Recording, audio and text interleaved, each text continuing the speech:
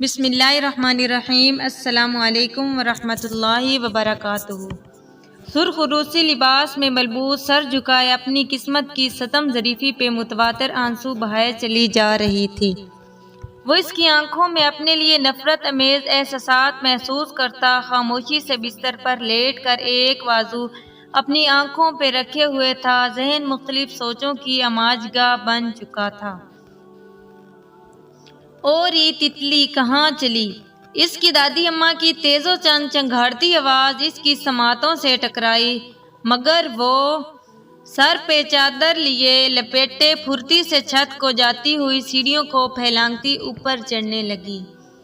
یہ منحوس مارے موبائل کو دل کرتا ہے چولہے میں جھونک دوں، ستیہ ناش مار دیا جوان بچیوں کا، وہ منہ میں بڑبڑانے لگی، جبکہ تتلی ان کی صلواتوں کی پرواہ کیے بنا چھت کے ایک کونے میں بیٹھی وائی فائی کے سگنلز ملتے ہی اپنے فیورٹ رائٹر کے ناول کی قسط نظر آتے ہی خوشی سے جھوم اٹھی۔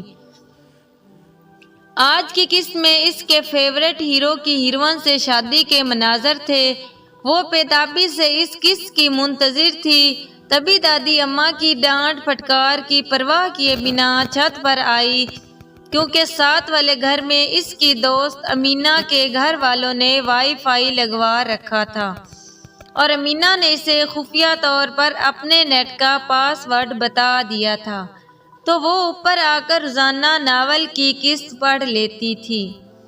ناول کی قسط پڑھتے ہوئے اس کے چہرے کی چمک دیدنی تھی۔ شام کے ملگجی روشنی میں اس کا چہرہ موبائل سکرین کی روشنی میں تمتما رہا تھا۔ نہ جانے کیوں لڑکیاں ناولز پڑھ کر افسانوی دنیا کے ناولز کے ہیرو کو اپنی حقیقی دنیا میں پانا چاہتی ہیں، حالانکہ وہ جانتی ہیں کہ ایسا ناممکن ہے۔ وہ صرف اور صرف کسی کے تخیل کی بنا پر لکھا جانے والا مواد ہے۔ سب جانتے ہوئے بھی وہ مانتی نہیں۔ کیا ایک قاری کو پختہ ذہن ہوتا ہے؟ چاہے کسی بھی قسم کا مواد پڑھنے کے لیے، یا ایک ناول نگار کو اپنی حدود میں رہ کر لکھنا چاہیے تاکہ کچے ذہنوں پر ایسی شبیہی نہ بن پائے جس کا وجود حقیقی دنیا میں ممکن ہی نہیں۔ آج اس کی انگیجمنٹ تھی۔ اس کی سہیلیاں اس کے قریب بیٹھی ہنسی ٹھٹولے کرنے میں مشغول تھی، جبکہ ان کے ہاں ایسے فنکشن کا انتظام گھر کے باہر گلی میں منعقد کیے جاتے تھے۔ آج بھی اسی رواج کے مطابق گلی میں ٹینٹ لگا کر کرسیاں لگائی گئی تھیں اور سب مرد حضرات وہاں بیٹھے تھے۔ تتلی، تمہارا فیانسی بھی آیا ہے، اسے تمہارے بابا تمہارے نام کی انگوٹھی پہنانے والے ہیں۔ ابھی باہر سے ہو کر آئی ہوں، سچی بڑا ہینڈسم ہے۔ پتہ نہیں تمہارے گھر والوں کو ایسا ہینڈسم لڑکا کہاں سے مل گیا۔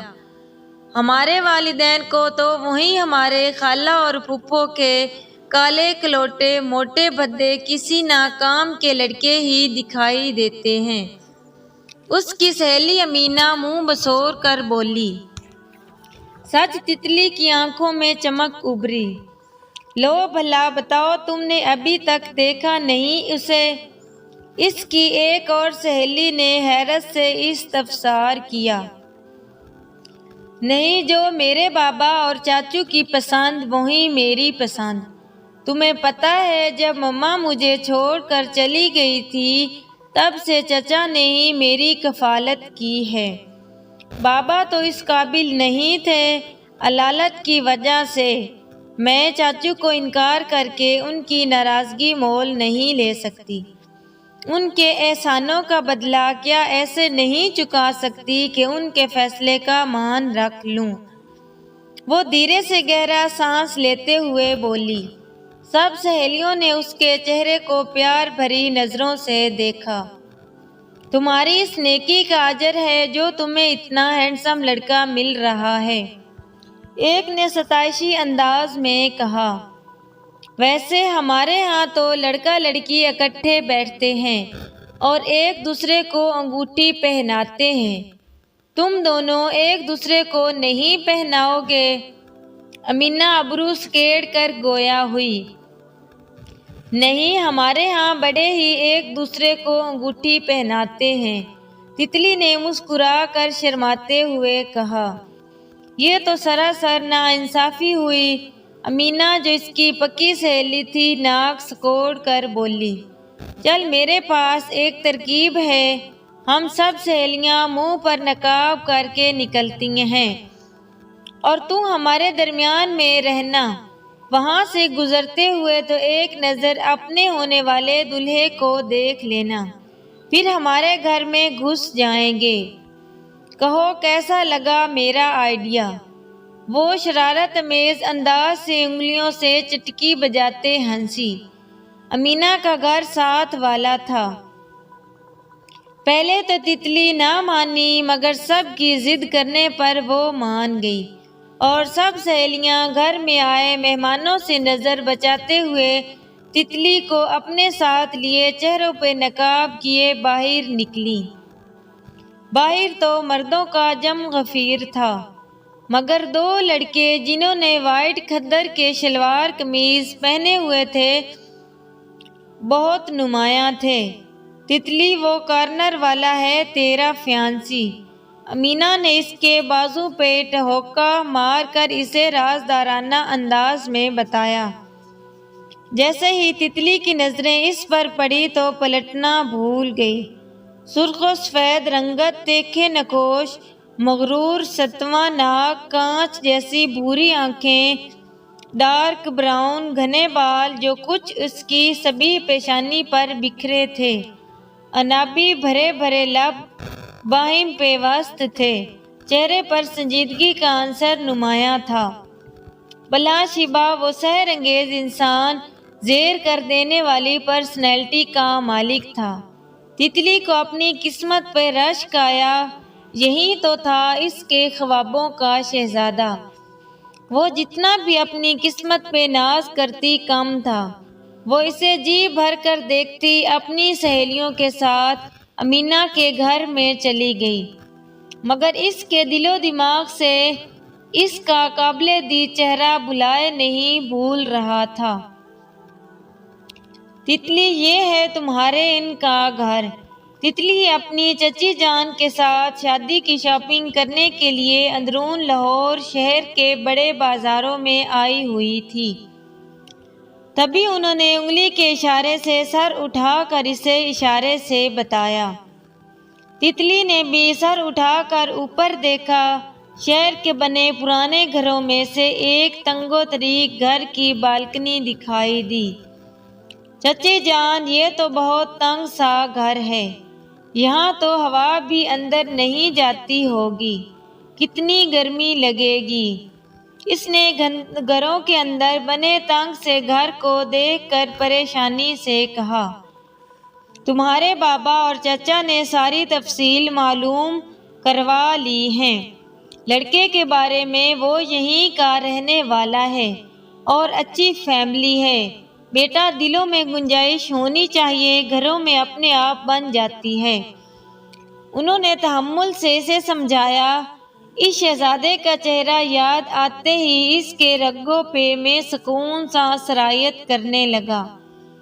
اس کے لیے تو کہیں پر بھی رہ لوں گی، چاہے سڑک پر کیوں نہ رہنا پڑے، اس نے دل میں سوچا اور پھر خود اپنی سوچ پر مسکرا دی۔ وہ دونوں ڈھیروں ڈھیر شاپنگ کر کے واپس آ گئے۔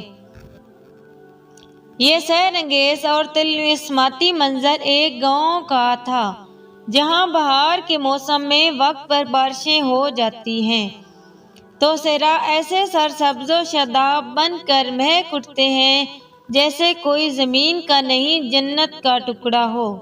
بہار کا موسم ہو اور برسات بھی تو کھیت سج سنور کر دلہن کا نقشہ پیش کرتے ہیں۔ ہر طرف سبزہ راز ہوتا ہے، لہلہاتے کھیت ہوتے ہیں، پرندوں کی چہچہاہٹ ہوتی ہے، پرسکون اور خواب آمر خاموشی ہوتی ہے۔ صبح اٹھ کر سورج کا نکلنا، پرندوں کا چہچہانا، تر و تازہ ہوا کا میسر ہونا بھی زندگی کا ایک سکون ہے۔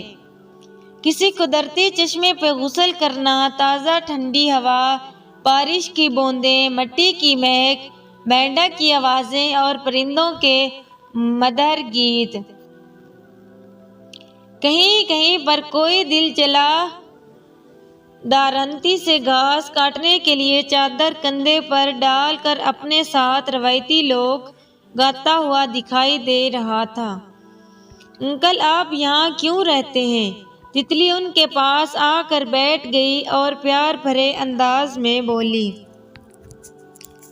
وہ جو سبز چوغا پہنے ہاتھ میں تسبیح لیے پیپل کے درخت کے نیچے بیٹھے تھے، اس کی طرف دیکھ کر دھیرے سے مسکرائے۔ کیونکہ میرا کوئی گھر نہیں، ساری زندگی اس درخت کے نیچے گزار دی ہے، لگتا ہے موت بھی یہیں آئے گی۔ دل میں شاید دکھی ہوں گے مگر بظاہر چہرے پر پرسکون تاثرات سجائے ہوئے تھے۔ تتلی نے حیرانگی سے انہیں دیکھا مگر وہ ان سے پوچھ نہ سکی کہ میں کہاں رہوں گی۔ اس نے بہت بار یہ خبریں سنی تھی کہ فلاں جگہ پر سیلاب آیا، کبھی دیکھا نہیں تھا مگر آج جب اپنی کھلی آنکھوں سے دیکھا کہ وہ دلدوز سیلاب کا ریلا اپنے ساتھ کتنے خواب بہا کر لے گیا تھا، تب اسے سیلاب زدہ لوگوں کے دکھ سمجھ آئے تھے۔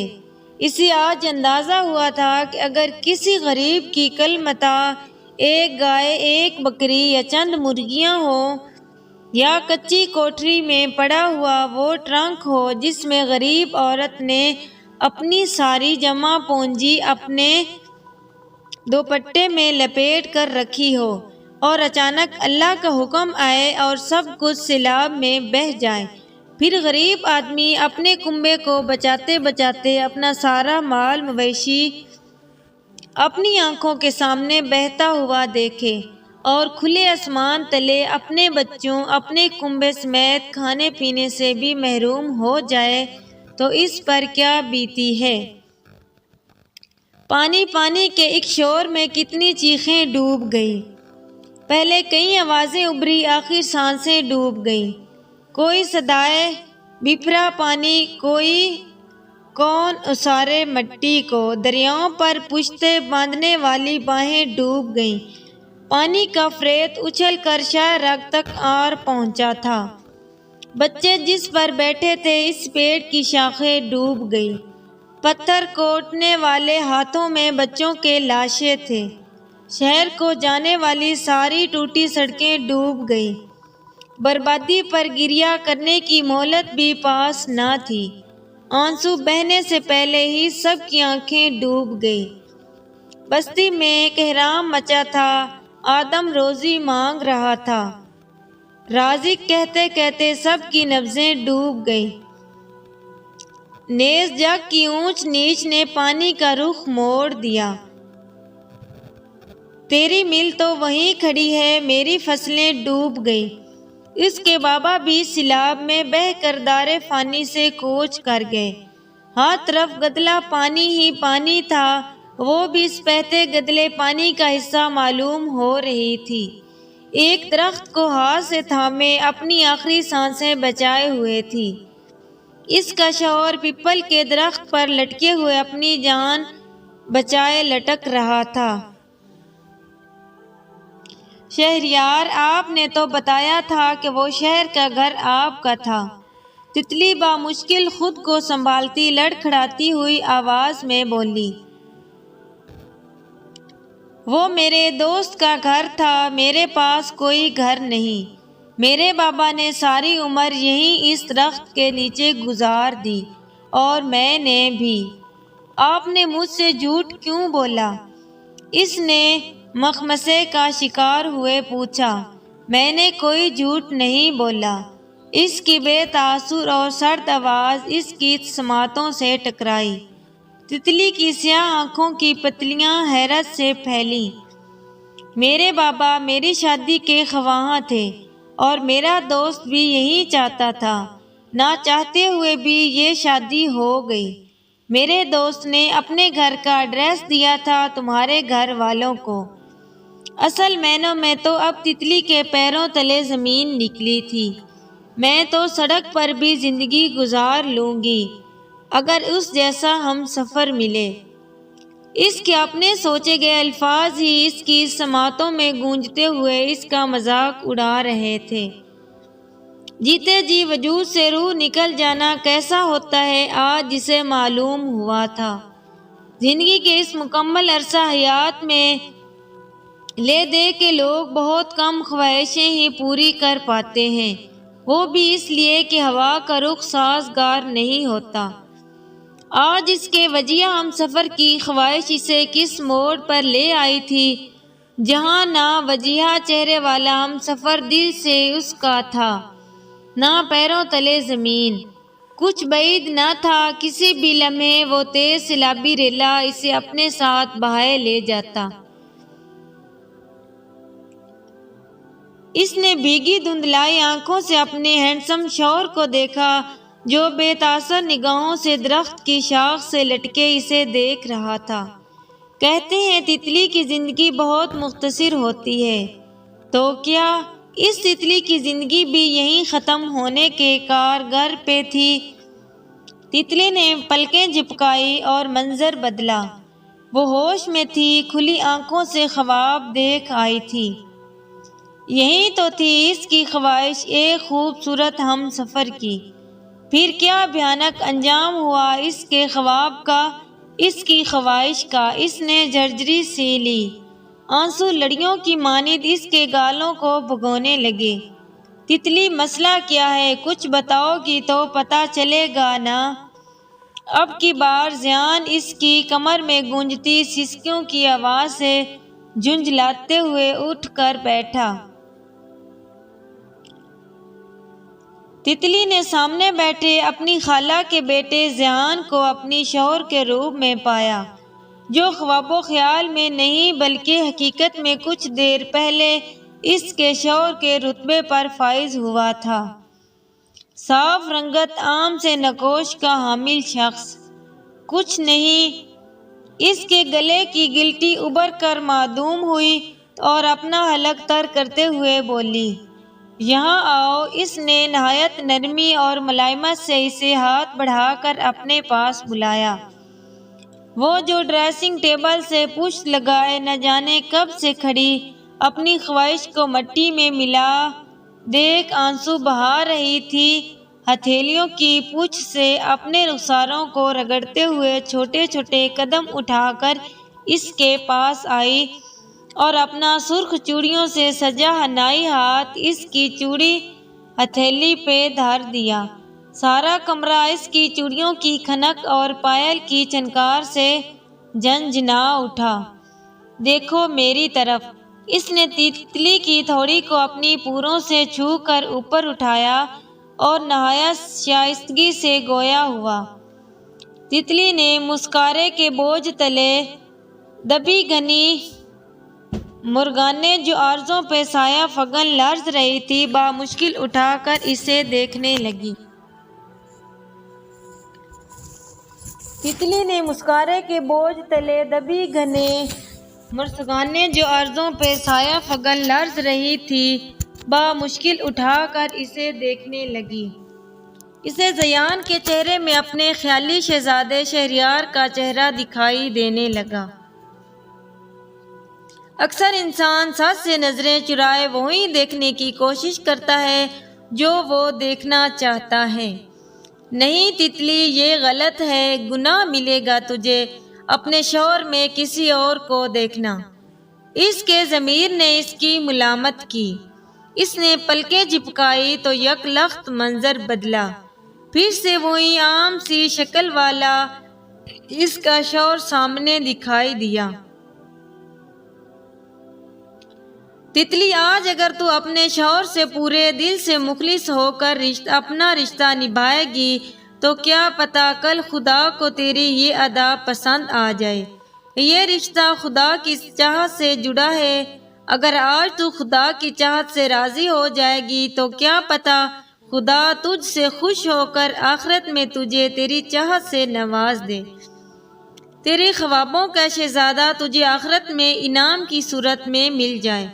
خدا کی راضی پر رضا ہو جا۔ اس نے خود کو سمجھایا، میں نے کچھ کہا ہے کیا؟ تم نے جو رو رو کر ندیاں بہا دی۔ وہ اس کے ستے ہوئے چہرے کو دیکھ کر ماحول کو خوشگوار بنانے کے خیال سے شرارت امیز انداز میں بولا، نہیں، آپ نے کچھ بھی نہیں کہا۔ آپ کے بار وہ خود کو سنبھال چکی تھی، تبھی آہستگی سے بولی، اس نئی زندگی میں مجھے تمہارا ساتھ درکار ہے۔ وعدہ کرتا ہوں تمہیں کبھی کوئی کمی نہیں آنے دوں گا۔ تمہاری خواہشات کا احترام مجھ پر لازم ہوگا۔ تمہیں کبھی شکایت کا موقع نہیں دوں گا، لیکن پھر بھی کبھی انجانے میں کوئی کوتاہی ہو جائے تو ناراض مت ہونا، مجھ سے بات کر کے مسئلہ حل کر لینا۔ تتلی، زندگی تمہاری طرح نازک اور خوبصورت ہے، اسے پیار محبت کی آبیاری سے سینچیں گے۔ بتاؤ، دو گی میرا ساتھ؟ اس نے اپنے ہاتھ میں موجود اس کی حنائی نرم و نازک ہاتھ پر نرمی سے اپنا دباؤ بڑھا کر پوچھا۔ صحیح بات، اور شائستہ لہجہ مقابل کو اپنی اوڑ کر یوں کھینچتا ہے جیسے گلاب کا پھول تتلیوں کو۔ اس نے بھی اپنے سادہ سے الفاظ اور نرم لہجے میں اسے اپنی طرف متوجہ کر ہی لیا تھا۔ وہ بلا اختیار ہی اس کے شرح لہجے اور اپنے خوابوں کے شہزادے کے سرد اور بے تاثر لہجے میں موازنہ کرنے لگی۔ اس نے دھیرے سے کان میں کہا، تیری تتلی اداس ہے جگنو، مجھے کچھ وقت چاہیے۔ اسے اپنے آپ پر جھکا پا کر وہ اب بامشکل بول پائی، تتلی، میں ان شوہروں کی طرح نہیں جو پہلی ہی رات بیویوں پر اپنا رعب اور حاکمیت جمانے کے لیے بھوکے شیروں کی طرح ان پر جھپٹ پڑتے ہیں۔ تم تاعمر کے لیے میری بن چکی ہو۔ مجھے تمہاری خوشی اور رضامندی عزیز ہے، نہ کہ اپنی انا۔ تم جب بھی ذہنی طور پر ہمارے رشتے کی خوبصورتی کو تسلیم کر لو گی، تب ہم اپنی نئی زندگی کا آغاز کریں گے۔ تب تک میں انتظار کروں گا۔ تتلی نے فحش نگاہوں سے اسے دیکھا۔ چہرے کی خوبصورتی کی بجائے دل کی خوبصورتی کا راز اس پر آج منکشف ہوا تھا۔ کتنا روح فرسا احساس تھا جو اس کی آنکھوں کے کناروں کو یک لخت بھگونے لگا تھا۔ اس نے دھیرے سے اپنا سر اس کے بازو پر دھر دیا اور آنکھیں موند لیں۔ اس کے خود سپردی کے اس حسین انداز کو دیکھ کر وہ دل و جان سے اس پر صدقے واری ہوا۔ آج وہ اسے اپنے سلگتے ہوئے جذبات سے آگاہی دلوانا چاہتا تھا کہ جن احساسات سے نبرد آزما ہوتے ہوئے سالوں بیت گئے تھے، آج ان کا احساس اسے بھی کروائے۔